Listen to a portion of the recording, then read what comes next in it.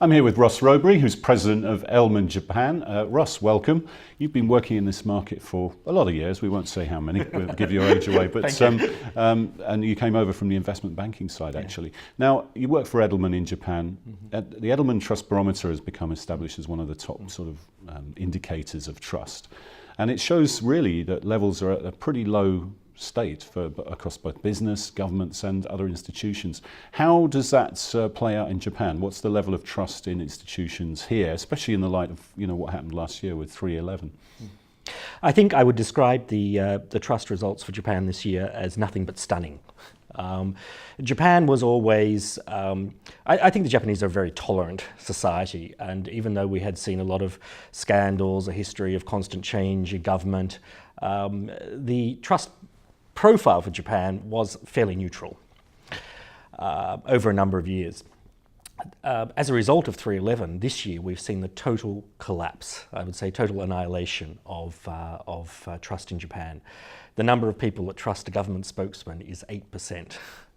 Trust in NGOs fell off considerably. Trust in the media has fallen off considerably. Trust in business has fallen, although not to such a great extent. What we interpret this as is a change in the mindset of the general public in Japan, from tolerance to one of expectation and demand for more transparent, more constant and more open communications by governments, businesses, NGOs, and a new role for the media in the way that they report that. So what does that mean for communications professionals, and can this trust be regained? What needs to be done?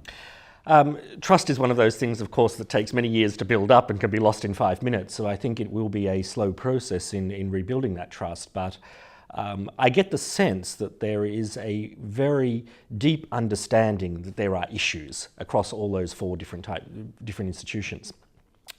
They may not know what the answer is yet, and I think it's probably for people like myself and other people working in the communications industry here in Japan to really start seeding that debate and helping Japanese corporations move away from what is predominantly a command and control model to something that is a little bit more of the sort of Western engagement model and advisory role of the communications function within corporations and government. So finally, what has that meant for the type of work you've been doing over the last 12 months? What things are you doing more of? We have seen more Japanese companies coming to us for basic communications training and what the expectations of a communicator should be.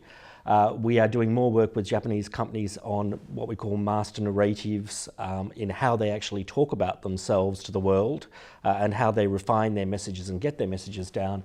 And we're also doing a lot of work, probably what would be considered outside the traditional role of public relations as it's defined in Japan, which is a very narrow definition, primarily limited to media relations. So I think Japanese companies are thinking more about employee engagement, CEO visibility, how they get that transparency going. And so we are beginning to play a much more of an advisory role to those companies than the traditional sort of agency outsourcing of media relations role. Okay, well, we look forward to seeing how that develops over the next couple of years. Definitely. Thanks, Ross. Thank you.